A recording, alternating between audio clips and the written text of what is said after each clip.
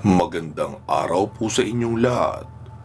Bago natin simulan ang kwento, ay muli ko lang pong hihilingin sa inyong mga mabubuting puso na pumindot ng like at mag-comment na rin ng kahit present man lang. Siguro naman hindi yun magdudulot sa inyo ng malaking perwisyo, di ba? Pindutin na habang nakikinig. Salamat sa iyo, katribo ah. Ipagpatuloy na natin ang kwento.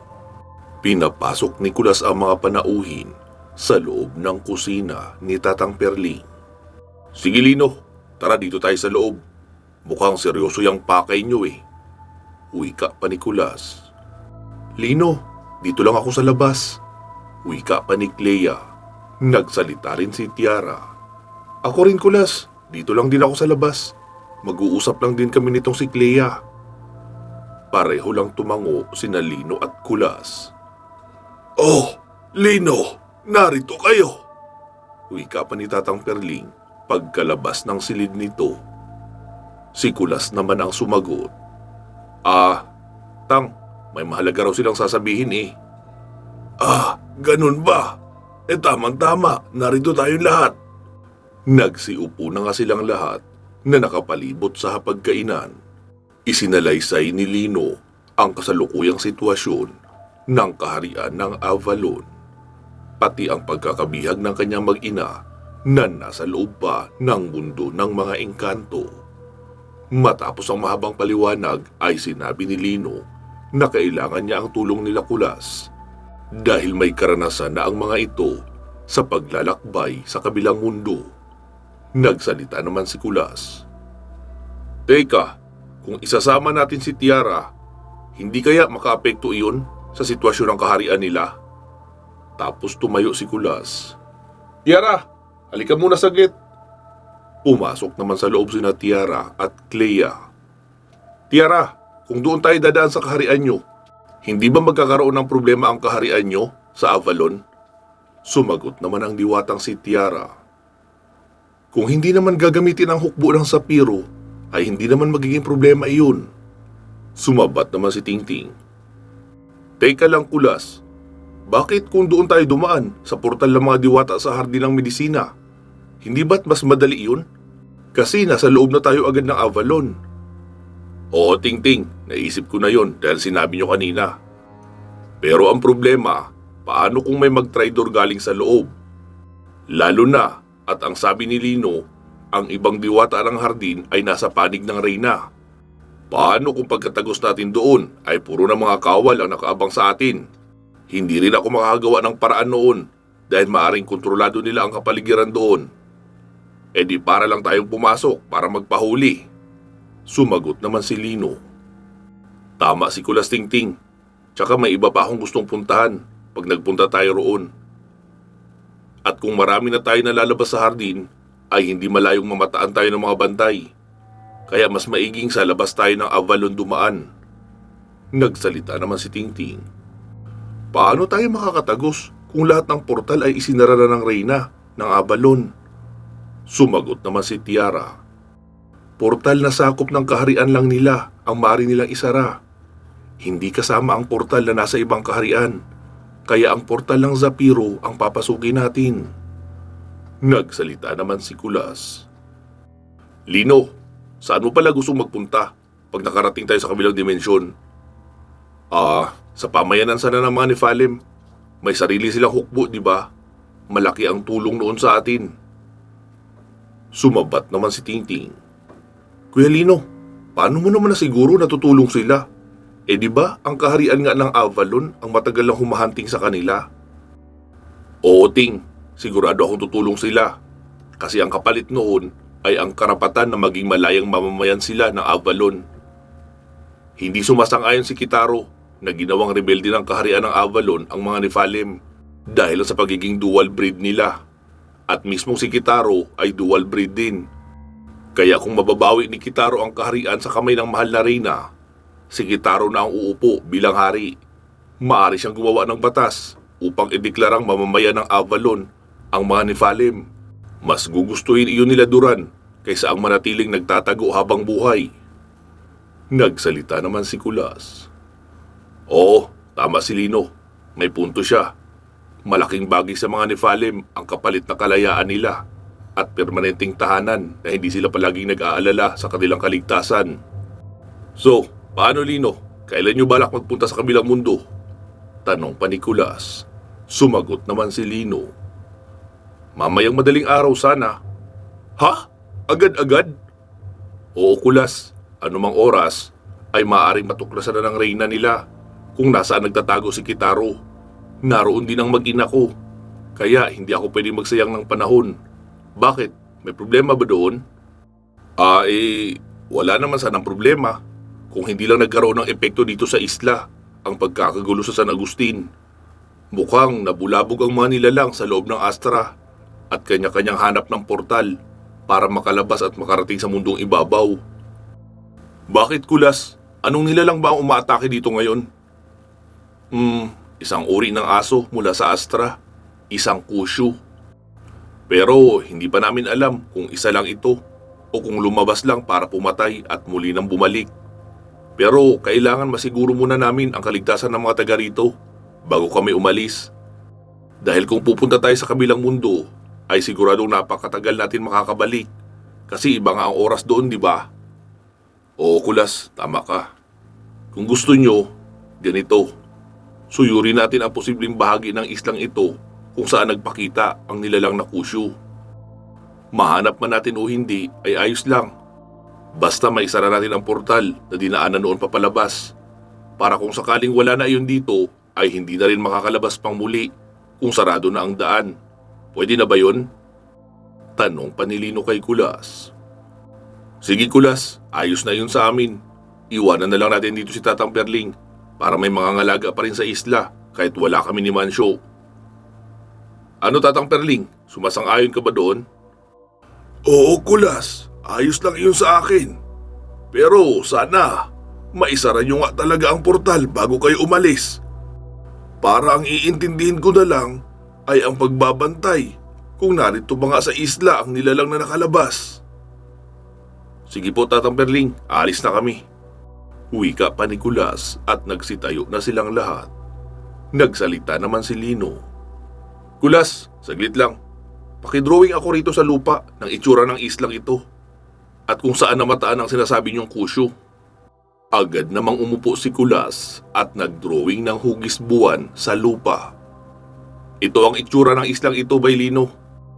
Itong bandang harapan lang ang maraming kabahayan. Ito ang tinatawag na sentro.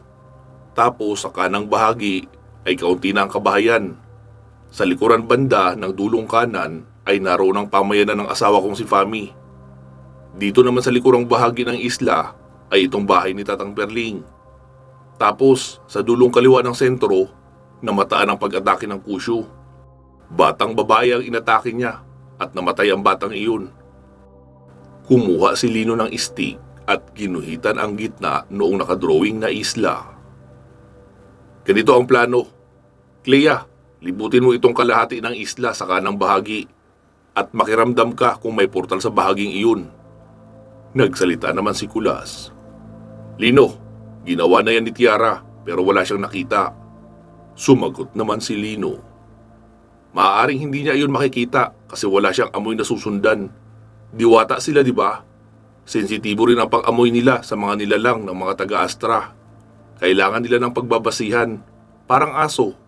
Kung may ipapaharap ang tao, kailangan mo ng damit ng taong iyon para iyon ang hahanapin nilang amoy. Sumagot naman si Kulas. Ano ipapabitbit mo kay Clea na maaaring pagbasihan niya ng amoy? Wala naman kaming kahit ano na pagmamayari ng Kushu. Sumagot din namang muli si Lino. Hindi gamit ng Kushu ang dadalhin ni Clea, kundi ito. Ha? Ano yan? Isa itong batong meteor at napakarami na nitong nahigop ng mga burhamin at espiritu ng mga taga-Astra. Kaya ang amoy nito ay hindi nalalayo sa amoy ng Astra mismo. Ito ang pagbabasihan ni Clea. Sumabat naman si Mancio. Paano kung wala siyang makita? Ayos lang yun, Mancio. Hindi ko naman talaga inaasahan na makita ni Clea sa bahaging iyon ang Kushu dahil dito nga sa kaliwa yun namataan. Gusto ko lang makasiguro na wala roon ang Kushu Tapos, habang naroon si Clea na nag-iikot, ay sa gitna ng isla tayo tatayo upang makiramdam. Kapag nakabalik na si Clea, ay saka tayo magsasama-samang magpunta sa pagitan ng dulo kung saan nagparamdam ang Kusyo at sa likurang bahagi ng kaliwa ng isla. Ibig sabihin, iyon ang radius point. Gagawa tayo ng patibong, papalapitin natin sa atin ang Kusyo. At dahil sa meron tayong dalawang diwata, mas malaki ang posibilidad na malaman nila kung saan magmumula ang lalabas ng mga Kusyo. Pagkatapos nating mapatay ang Kusyo, ay saka natin pupuntahan ang portal na nilabasan noon at isasarado. Nagsalita naman si Kulas. Nice! Ayos na sana Lino eh. Kaso ang tanong, anong ipapain natin sa mga Kusyo para lumapit sila? Ganito Kulas, ano ba ang mga bagay na gustong-gusto ng mga nilalang na taga-Astra dito sa mundo ng mga tao? Ay, pagkain? Gaya ng mga inosenteng bata? Oo, tama ka Kulas. At ang pangalawa ay kapangyarihan. Kaya bibigyan natin sila ng pagkain at kapangyarihan. Ha? Papaano naman? Kailangan natin makahanap ng batang makukuhanan ng dugo. Dahil ang dugo ng batang iyon ang gagamitin nating pain. At ang batong meteor naman ang maglalabas ng aura ng kapangyarihan. Kaya madali iyong maaamoy ng nilalang ng Astra. Pero kailangan natin maghanda dahil maaring hindi lang Kusyo ang mapalabas natin. Maaring may mga kasama rin iyong mga burhamin. Ha? Seryoso ka Lino? Magpapalabas ka ng burhamin dito sa isla namin? Ay, oo. Bakit parang natatakot kayo? Tanong pa ni Lino kay Mancio. Kasi, Lino naman eh. Para namang gusto mo talagang ipaamin sa akin na natatakot ako sa mga nilalang na iyon. Hindi naman kasi patas. Ang lakas ng aura nila. Nakakabasag ng ulo. Kaya hindi ko rin sila magagawang labanan. Ngumiti naman si Lino sa sinabi ni Mancio. Kaya nga ako narito, di ba? Papaano kung masyadong marami ang lumabas at hindi natin mapatay lahat? Tanong pa ni Kulas. Di kailangan sikapin talaga natin na mapatay lahat. Nagkatinginan sina Kulas at Mancio habang parehong mahahalata ang pag-aalala. Tumingin si Lino kay Tatang Perling. Tatang Perling, ano pong masasabi mo? Sumagot naman ang matanda. Ang totoo, delikado talaga yung plano mo, Lino. Pero wala tayong ibang pwedeng gawin na solusyon. At idagdag ko na rin na kahit papaano ay may tiwala naman ako sa iyo. Sapat na ang ginawa mo sa digmaan para makuha mo ang 100% ng tiwala ko. Sumagot naman si Mancio. 80% na lang ngayon ang tiwala ko. Dahil unang-una, tayo-tayo lang. Hindi kagaya roon. Naroon ang mga Nephalim na kayang humarap sa mga burhamin. At iyong mandirigmang mukhang prinsipe. Kitaro ba ang pangalan noon? Ngayon, kapag hindi napigilan ni Lino, wala na ibang pwedeng humarap sa mga iyon. Tumawa naman si Lino. Di kayo. Kaya nyo yun. Isipin nyo na lang na sarili nyong isla ang pinaglalaban nyo. Ano? Tanong pa ni Lino. Sumagot naman si Kulas. Sabihin nating, sige, gawin natin yung plano mo Lino. Saan naman tayo kukuha ng dugo ng isang bata na wala pang 5 taong gulang? Sinong magulang ang papayag na hiwaan ang anak nila para kuhanan ng dugo? Sumagot naman si Lino. Sino ba naman kasi ang nagsabi sa inyo na hihiwaan nyo ang bata na kukuhanan nyo ng dugo? Di ba may health center dito? Di kumuha kayo roon ng hiringgilya o yung injection, tapos gamitin nyo si Tiara. Di ba kaya niya mag-anyong normal na tao? Di pagpanggapin yung doktora na taga mainland, sabihin nyo may kumakalat sa mainland na epidemya sa mga bata at kailangan nyo kumuha ng sampol ng dugo ng mga batang taga rito para makagawa ng vaccine bago pa makarating sa islang ito ang sakit na iyon. Tsaka, eto pera. Bilhan nyo ng tag 10 kilong bigas at gamit pang kusina. O di kaya bigyan nyo na lang ng tag 1,000 bilang consolation sa pagtulong nila. Ano, hindi pa rin ba posible ang plano ko? Tanong muli ni Lino. Hay Lino, napakataba talaga ng utak mo kahit kailan. Uwi ka pa ni Kulas. Sige na Tiara, ikuha mo kami ng 3 hiringgilya sa health center. Iportal mo na rin kami ni Tingting sa sentro para hindi na kami maglalakad ng matagal. Napasabi naman si Mancio. Oo nga bay no, pwede naman tayong iportal ni Tiara pa ibaba. Bakit palagi tayo nagpapagod sa paglalakad? Kasi itong diwata natin ay palaging wala at madamot. Gustong mapagod pa tayo Huwi ka pa ni Kulas pero hindi na narinig yun ni Tiara dahil agad na iyong naglaho. Kita mo yun, sinabing ihatid muna kami sa ibaba bago magpunta sa health center. Nawala na lang bigla. Nagsalita naman si Lino. Sige Kulas, maglalakad na lang muna kami pa ibaba. Doon na kami mag-aabang sa inyo sa may gitna nitong bahay ni Tatang Perling at ng sentro. Sige Lino, ingat kayo. Huwi ka pa ni Kulas habang naghihintay sa pagbabalik ni Tiara. Ilang minuto lang ang lumipas ay nakabalik na si Tiara. Dala ang 3 pirasong hiringgilya o yung injection.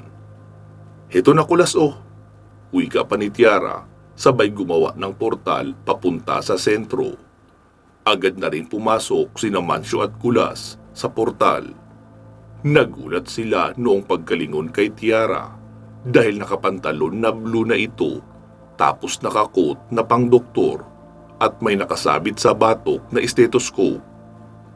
Nice! Ang ganda mong doktora Tiara Huwi ka pa ni Mancio. Abay oo naman. Ayos na ba itong disguise ko? Tanong pa ni Tiara. Oo. Mabuti dahil hindi na matulis ang tenga mo. Oo, inayos ko na yan para hindi tayo mabuko. Diyan Kulas, may bata sa bahay na iyan. Huwi ka pa ni Tiara. Sumagot naman si Kulas. Anong sasabihin ko? Nag-aalala niya pang tanong. Di sabihin mo, medical team tayo, kagaya ng sinabi ni Lino. Hindi pwede Tiara, kasi kilala na kami ni Tingting sa lugar na ito ng mga albularyo. Kaya intro pa lang ay buko na kami noon. Agad naglakad si Tiara papalapit sa bahay at kumato. Tao po. Tao po. Agad namang nagbukas ang pinto. Isang binatilyong nasa 10 taong gulang ang nagbukas. Isang mapagpalang gabi sa inyo. Tinapik naman ito agad ni Kulas. Anong mapagpalang gabi ka dyan? Agad na ring sumilip ang ginang na mukhang nanay noong binatilyo. Ano pong kailangan nila? Tanong pa noon. Ako po si Doktora Tiara de Castro. Galing po ako ng mainland. Meron po kasing epidemya na kumakalat sa mainland ngayon at pinapangambahan na umabot sa mga isla. Marami na ang mga namatay ng mga bata dahil sa epidemyang iyon. Kaya inatasan kami mga doktor ng District Health Division na kumuha ng sampol ng dugo ng mga bata para makagawa ng vaccine na angkop sa mga batang taga rito sa isla. Ha? Bakit? Wala bang mga bata sa mainland? Tanong pa ng ginang. Siyempre meron po misis, pero ibang environment kasi ang mainland kaysa rito sa isla. Kaya iba rin ang maaaring kakailanganing formula ng vaccine. Ganun ba? O sige, tuloy kayo. Jerry, kailangan daw nila ng sampol ng dugo mo. Wika pa ng ginang sa binatilyo. Sumagot naman si Tiara. Ma'am, batang edad 3 hanggang 5 po ang kailangan na dugo. Ganun ba? Sige, teka, kukunin ko lang si Jelay, ang bunso ko. Umakyat sa silid sa itaas ang ginang at pagkababa ay dala na ang batang babae. Ma'am, ilang taon na po ito si Jelay? 4 na taong gulang, doktora. Sige po, ayos na ito. Agad kinuhanan ni Tiara ng dugo ang bata. Noong matapos ay sinabi ni Tiara, Ma'am, ano nga pong pangalan nyo? Josie. Ma'am Josie, maliit po si Jelay sa edad niyang 4 na taong gulang. Dalhin niyo po siya sa health center at ihingi niyo ng vitamins. Tapos ito po kaunting tulong. Ibili niyo ng gatas para sa kanya at pakainin na rin ng karne para magkalaman-laman siya kaunti. Sana makatulong. Huwi ka pa ni Tiara sabay abot noong 1,000 piso na bigay ni Lino. Maraming salamat po, Doktora Tiara dito. Walang anuman po. Wika pa ni Tiara at lumabas na sila ng bahay. Noong nakalayo na sila ay napasabi si Kulas. Wow, Tiara, hindi ako makapaniwala na para kang totoong doktor kung umasta doon ah. Alam na alam mo ang mga sasabihin mo. Sumagot naman si Tiara. Ako pa ba, Kulas? Matagal na kaya ako narito sa islang ito. At nagmamasid sa lahat ng mga tao, pati na doon sa health center nyo. Kaya alam ko na ang mga pinagsasabi nila. Tsaka Kulas, maitanong ko lang.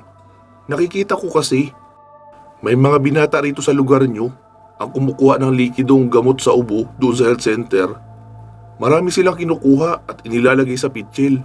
Sa kanila iniinom na para silang nagiinuman lang ng tuba. Ginagawa ba nila yun para hindi sila tablan ng ubo sa hinaharap? Natawa naman si Kulas. Hindi, gusto nilang mahilo kaya iniinom nila ang gamot sa ubo. Ah, ganun pala yun. Bakit ba kasi hindi pinamimigay sa mga tao rito ang mga gamot roon? Samantala, marami ang mga taong may ubo rito.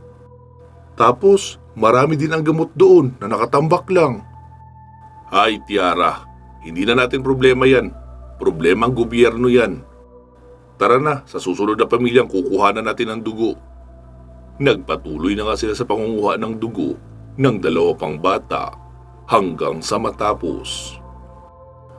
Oh, tara na, punta na tayo kina Lino. Wika pa ni Kulas at dali-dali na gumawa ng portal si Tiara. Pagkalabas nila ng portal ay naroon lang nakahiga sa ibaba ng isang puno sina Lino at Tingting.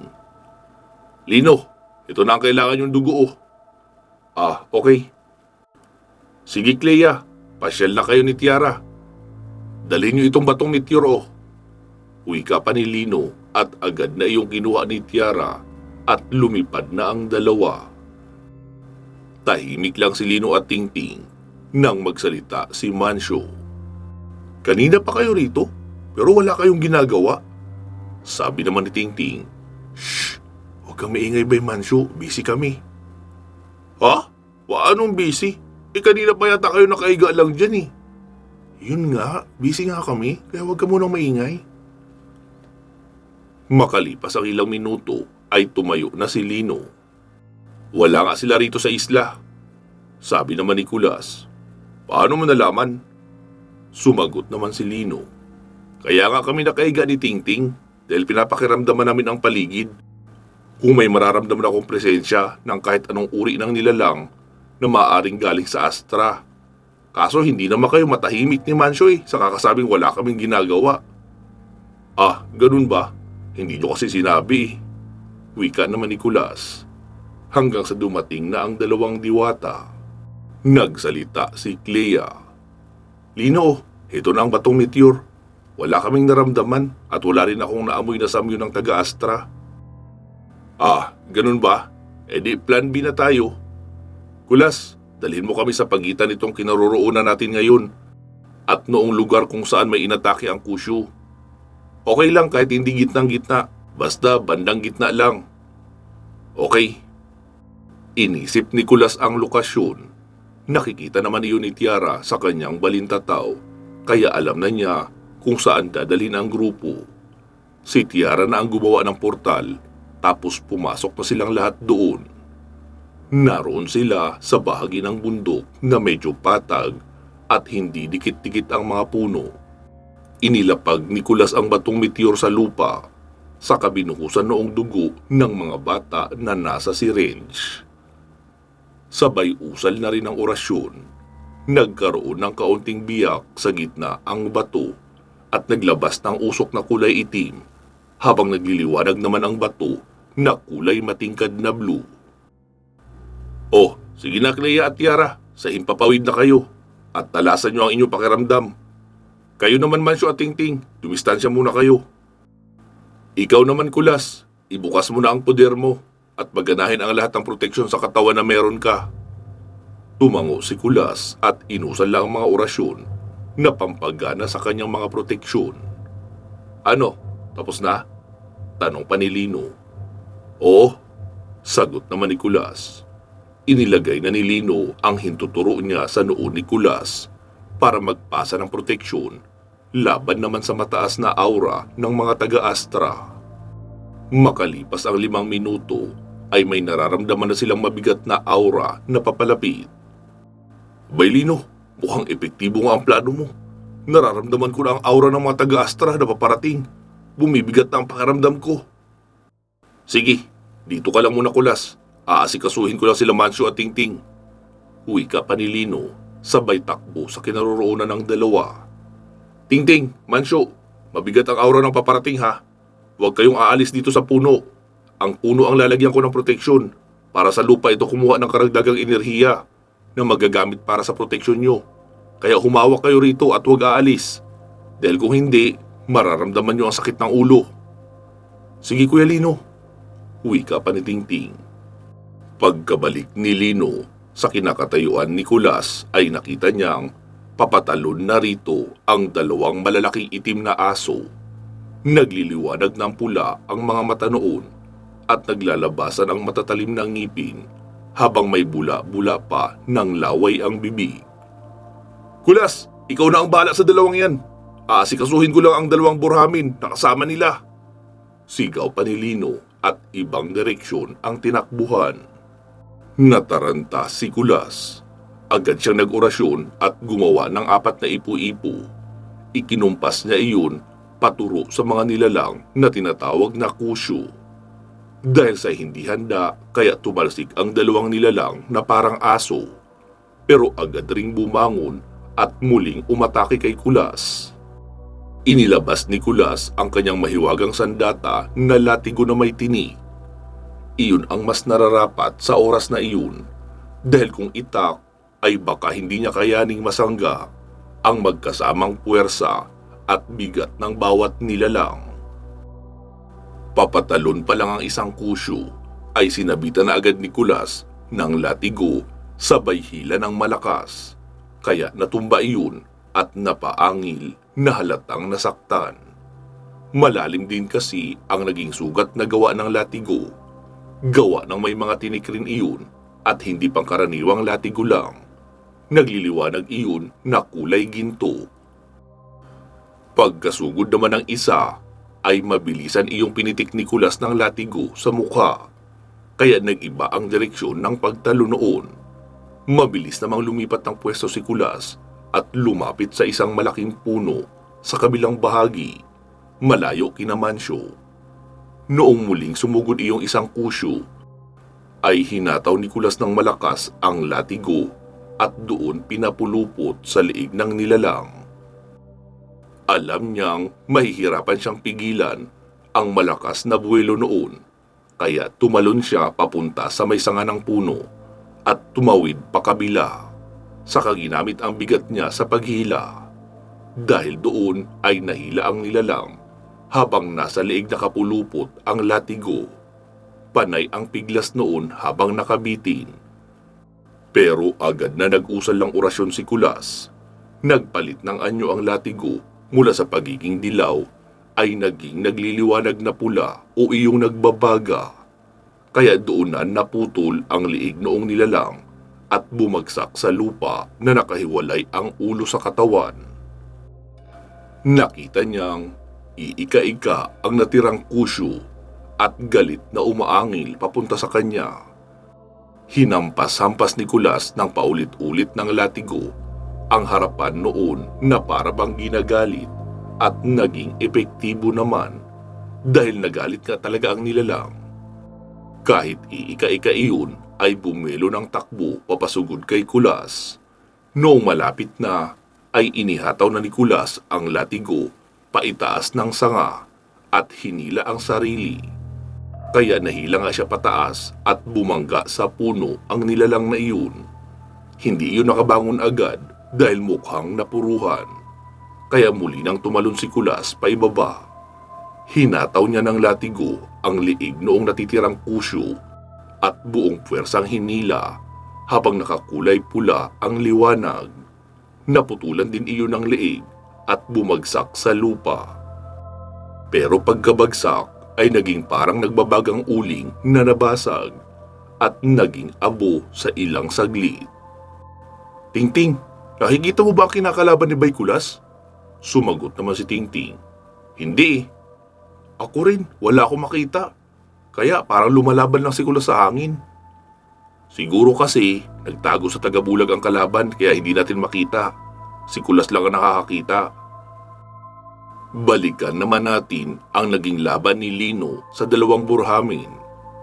Papalapit pa lang iyon kay Lino ay agad niyang kinumpasan ng malakas na tigalpo. Kaya napatalsik papatras agad ang dalawang iyon. Pero nasaan yung usok lang iyon na hugis tao?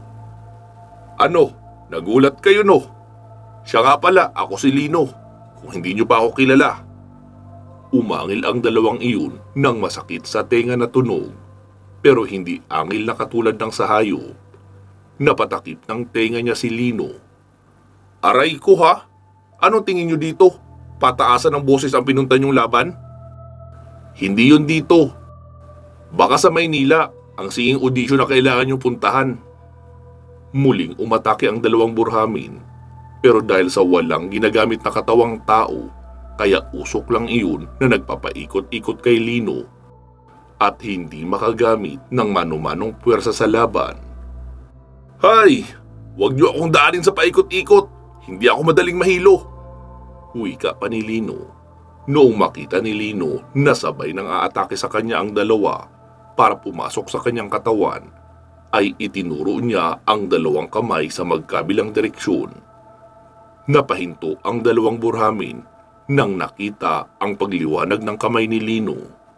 Gumana na kasi ang kapangyarihan ng mutya ng sinukuan para makahigop ng kapangyarihan at kahit anong espiritual na nilalang.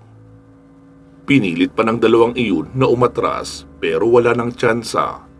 Nasa range na sila ng sinukuan at unti-unti na silang nahihigo hanggang sa tuluyang maglaho na parang usok na sumama sa hangin. Nakita ni Lino na natapos na rin ni Kulas ang pakikipaglaban sa dalawang kusyo. Wow, Kulas! Ang bangis mo rin palang lumaban na. Akala ko kinakalawang ka na. Ano ka ba naman, Lino? Paano kakalawangin? Ikagagaling lang namin sa digmaan mo, di ba? Kaya nanumbalik na sa akin ang lahat ng alam ko sa pakikipaglaban. Habang nag-uusap sila, ay bigla namang lumapag ang dalawang diwata na sina Clea at Tiara. Lino, nakita na namin ang portal na nilabasan ng mga nilalang na iyon. Naroon iyon sa isang kuweba sa gilid na likurang bahagi ng islang ito. Sige tara, puntahan natin. Tara na Tingting at Mansyo. Aya pa ni Lino. Agad nang gumawa si Tiara ng portal at pumasok na silang lahat doon. Nakita nila ang isang maliit na butas sa loob ng kuweba. Nagliliwanag iyon ng pula pero hindi masilip ang ilalim. Ting, ilabas mo na ang baon natin dyan. Wika pa ni Lino. Inilabas naman ni Tingting ang isang supot ng asin sa bag, saka ibinuhos sa mismong portal. Doon na unti-unting nagsara ang butas na kasing laki lang ng bunganga ng timba. Mukhang wala ng portal sa islang ito, Kulas. Ligtas na para iiwan ang islang ito. Oo, tama ka, Lino. Tara, balik na muna tayo sa bahay ni Tatang Perling. Wika pa ni Kulas. Pagkarating nila roon ay ibinalita nila kay Tatang Perling ang mga naganap.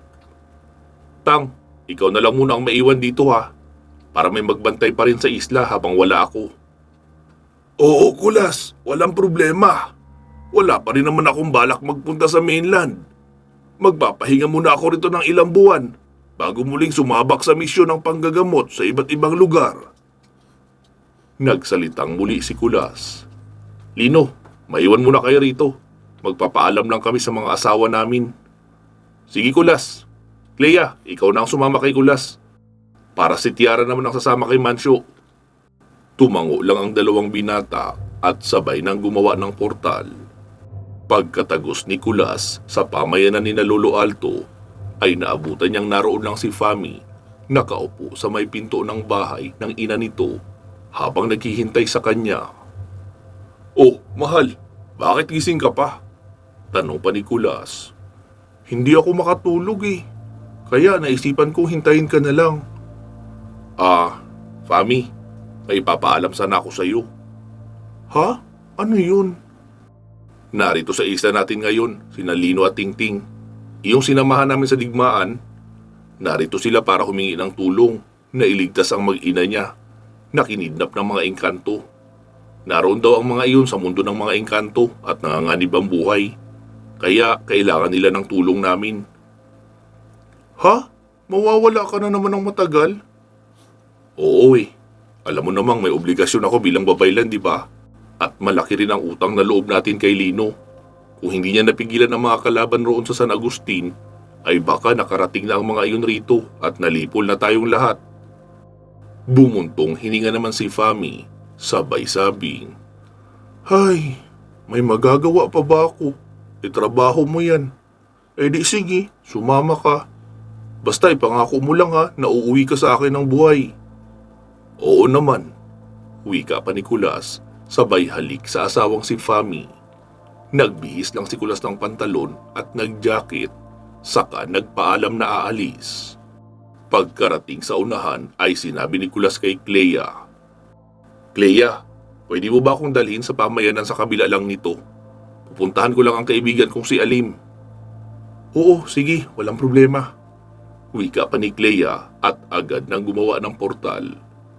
Pagkarating ni Kulas sa pamayanan sa kabila, ay naabutan niya si Alim na nakaupo sa ibabaw ng isang malaking bato. "Bay Alim, mabuti at gising ka pa." "Bakit Bay Kulas? Anong problema?" Ganito kasi yan. Narito sina Lino at Tingting, humihingi ng tulong para iligtas ang mag-ina ni Lino sa kabilang dimensyon. Baka gusto mong sumama. Sasama kami ni Mancio." "Hindi Bay Kulas, pas na muna ako. Alam naman natin di ba na wala akong kapangyarihan, kaya hindi ako kampante na sumama sa biyahe kapag sa ibang dimensyon ang laban.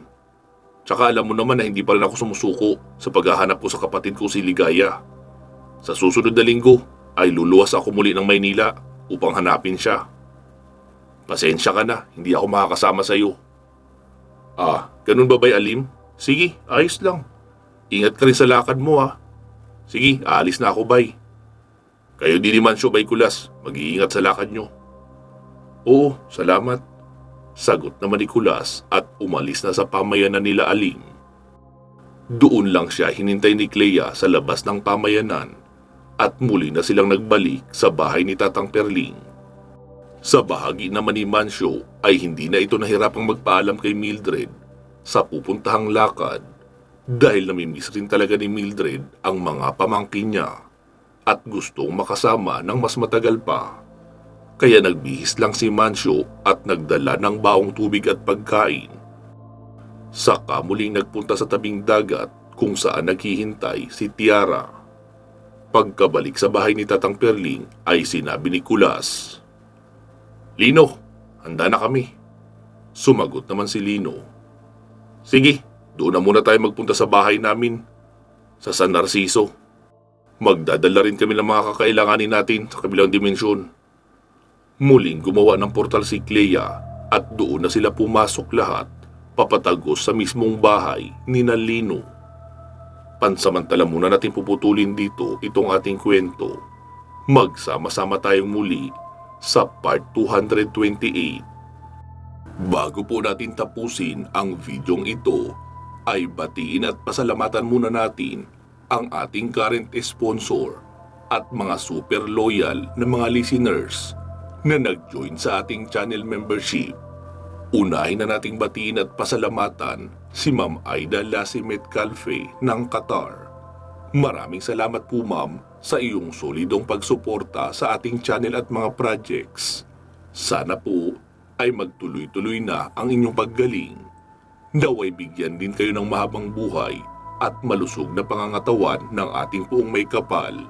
Salamat din kina Sir Nilo Merdigia Luza, Ma'am Connie Flores, Ma'am Maria Victoria, Ma'am Georgina Bati, Ma'am Rose Halandumon, Sir Lito Bueno, Ma'am Lou Kira, Ma'am Sergeant Katsdorms, Ma'am Christine Olson, Sir Jesmar Ocampo, Sir Eduardo Nicar, Ma'am Celsa Escartin, at kay Sir Dean Ciudadano.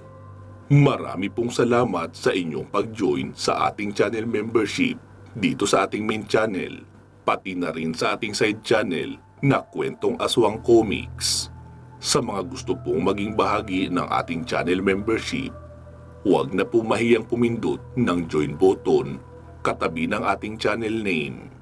Last but not the least, ay pinapasalamatan ko siyempre kayong lahat na palaging umaantabay at nakikinig sa ating dalawang channels. Inaanyayahan ko rin po kayong makinig sa ating magagandang series, kagaya na lang ng Aswang Killer na naroon sa ating side channel na Kwentong Aswang Comics, pati na rin ang Lihim ng Medalyon dito sa main channel na Katotohanan at Misteryo. Magiging active na uli iyon at sisikapin nating makapag-upload ng kahit isang part kada linggo. Maraming salamat po ha. Mag-iingat po kayo palagi at hanggang sa muli.